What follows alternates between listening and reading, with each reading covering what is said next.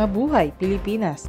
In our society, there are several laws and regulations that address nepotism and aim to promote fairness and transparency in corporate governance. While these laws do not explicitly use the term nepotism, they include provisions that are designed to prevent favoritism and ensure ethical practices in business operations.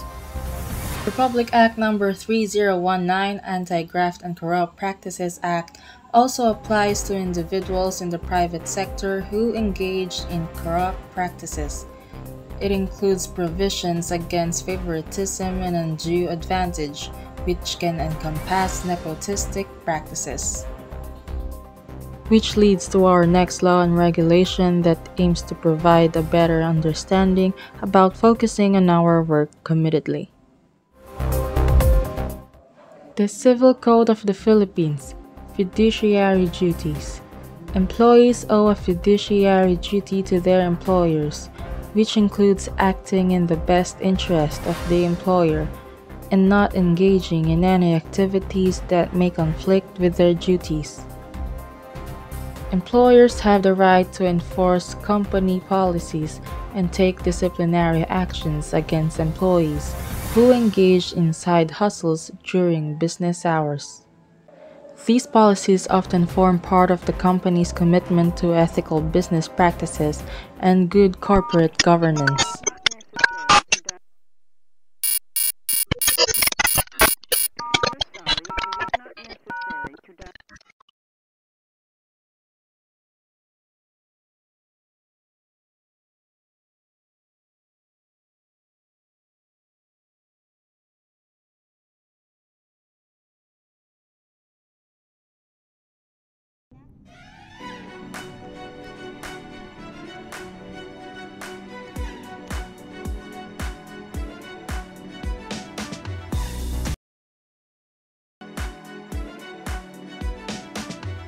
Good morning, everyone. Welcome to our live. This is Pam for you today. We have our product here. Lip gloss, lip tint from Rosmar. It's called Cola Tint by Rosmar. Product is P2.P from it's a matte lip cream. Yon. Oh, we have our dumadami na yung mga viewers natin. Okay, isa-isayin ko Yung mga product natin is from Maybelline.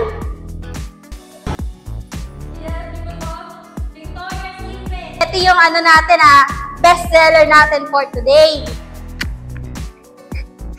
Lip gloss to Pakalin yung lip nito. Try natin. Okay. Look at my lips.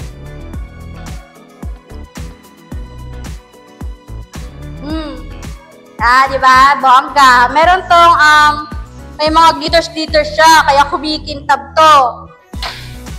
Next. Try natin tong Cola Tint. Yan. Parang maroon. Red na red.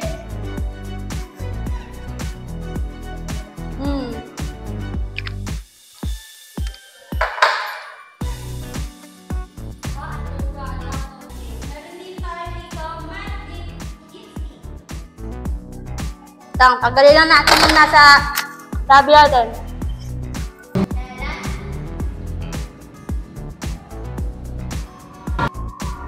There. Wait. Oh, malapit na pala. Malilate na pala ako. Shocks. End muna natin for today our live. And thank you everyone. Thank you for our viewers. And goodbye.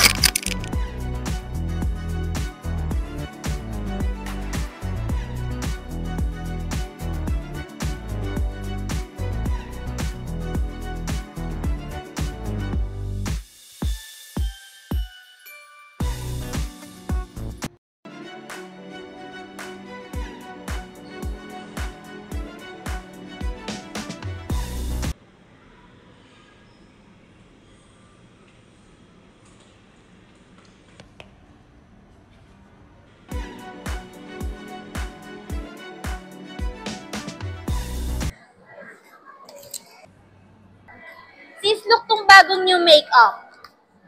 Uy, Pam, di ba dapat during break time niyang ginagawa?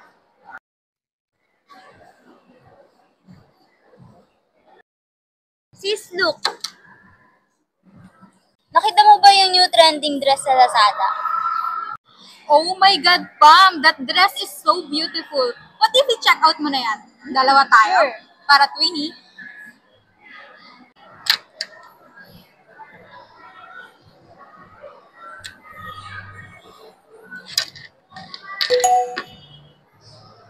Sure, boss.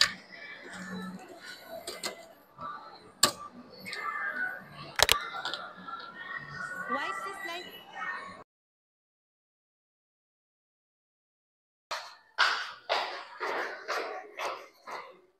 Oh, hi Pam. Uy, Have you submitted what sir asked you to do? OMG, hindi pa. Buti pinaalala mo. Nabisi kasi ako mag-affiliate ng mga benta ko online. So, yari ka na naman kay sir. Sige, Pam. Una na ako, May kailangan ka akong papers na kukunin sa baba. Sige, sige. Bye!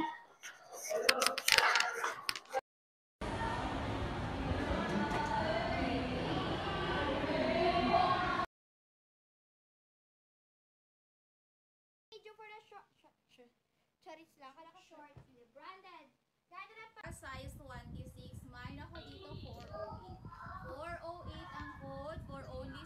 Oh, Pam, ba't nandito ka sa labas? Ay, sir, nagpapangin lang po. Di ba may pinagawa ko sa inyo, sinend ko sa email nyo, tapos mo na ba yun?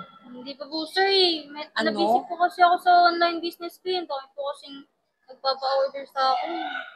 Online business in working hours? Dapat, in working hours, work lang natin sa office ang ginagawa, okay? Hindi yung kung ano-ano yung ginagawa natin. Pwede naman tayo mag-online business and kung ano man gawin natin. Pero dapat tapusin muna natin yung work natin sa working hours, okay? Yes, sir. Lately, bumababa yung sales natin Kailangan mag-focus muna tayo, ha? Yes, sir. Magpapatawag ako ng meeting in a few hours. Make sure to attend, okay? Yes, sir. Okay, yun lang muna.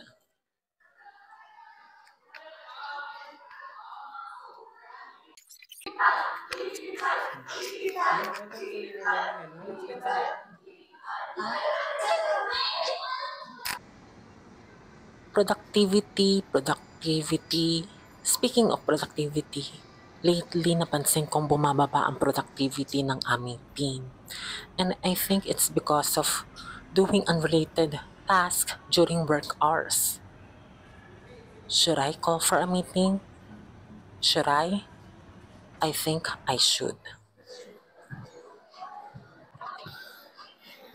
Guys, I know maraming temptations sa digital age. Pero we need to make sure na we are doing our work during work hours. Hindi ko ano yung ginagawa natin. Okay? Ethical behavior isn't just about following rules. It's about respecting each other's time and effort. Right?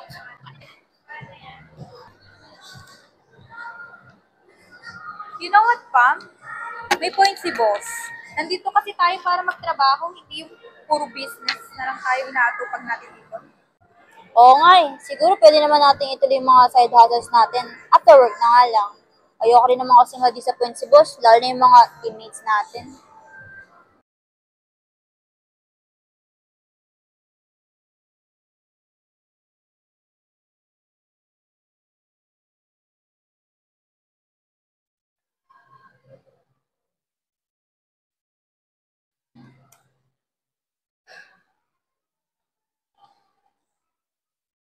Pam, narisig niyo na ba yung message ni Mr. Gaston? Oo, kakakita ko nga lang Ba't kaya tayo pinapatawag na, sir? Ano naman ba kasing ginawa mo? Nais ko na nga yung mga trabaho ko. Hindi na nga ako nag-online. Habang nagtatrabaho tayo. Ewan ko din. Hindi na ba tayo, Alex? Tara na.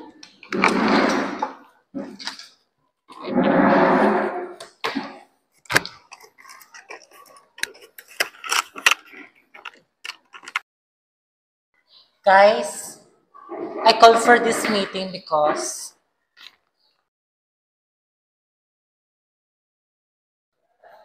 tumaas ang performance rate natin. Oh my God.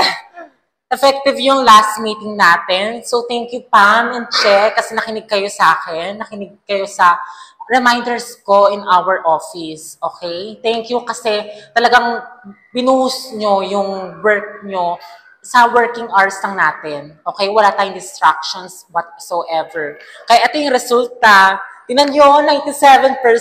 Uy, mapalapakan naman kayo!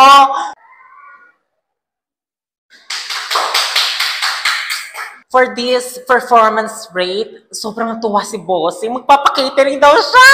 Gusto niya yun?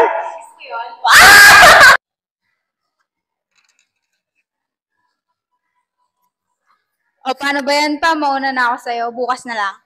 Sige, ingat. Bye! Hindi na.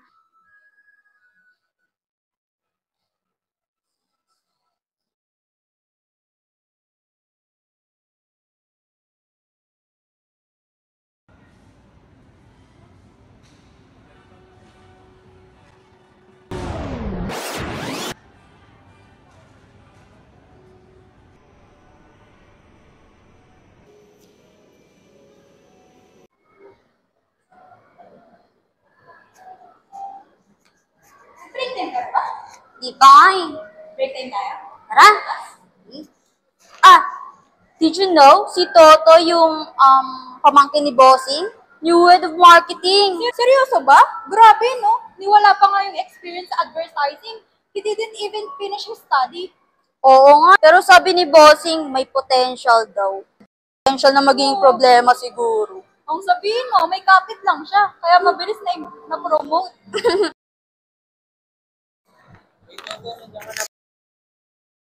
Ikaw nang bahala sa marketing department. Mauna na ako at may asikasuhin lang ako. Sige, salamat. Sige. Good luck. Tawagan ko si Mang Juan. Ayan. Hello? Right, this is Toto. Yes, Mang Juan. So, our boss assigned me to our marketing department. So, you know what to do. You know, family tayo dito. So, adjust the price, everything, para syempre, may hati tayo. So, yun lang. Balitaan niyo lang kita, Miss Mang Juan. Ayan, salamat.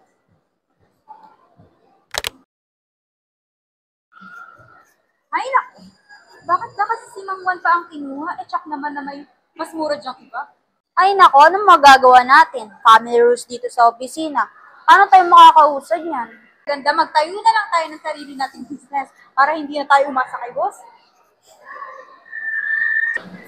Kamusta naman ang work natin dyan, accounting head?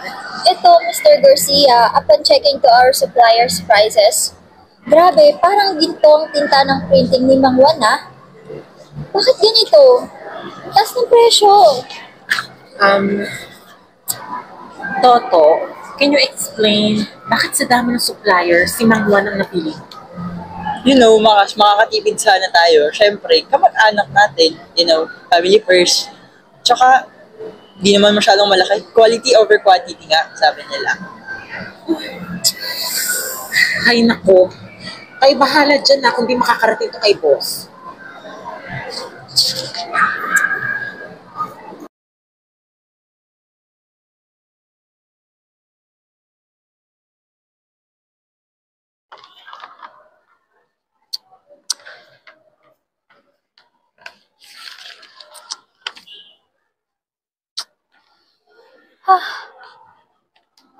I'm sure that boss will get mad at this.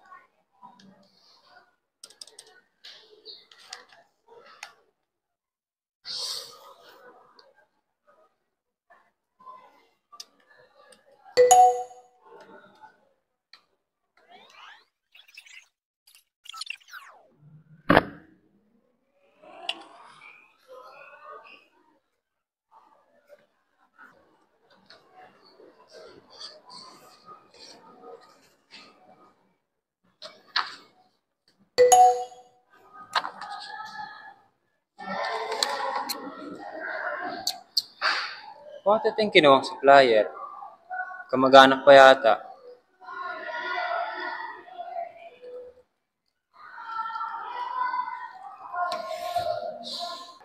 Nakarating sa akin ng balita.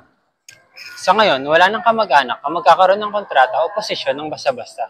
Magkakaroon tayo ng pantay na proseso. What about Mang Juan? Sorry na lang, pero kailangan nating magbago para sa ikabubuti ng lahat.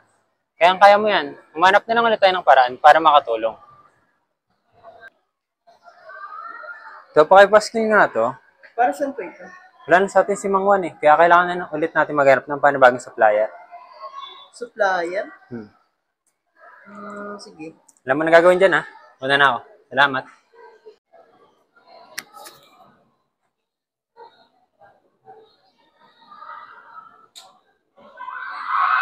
Aba, mukhang may pag-asa ang kumpanya natin Basta magtutulungan tayo, kayang-kaya natin to. Oo nga. Basta masaya at ethical ang corporate world. Diba?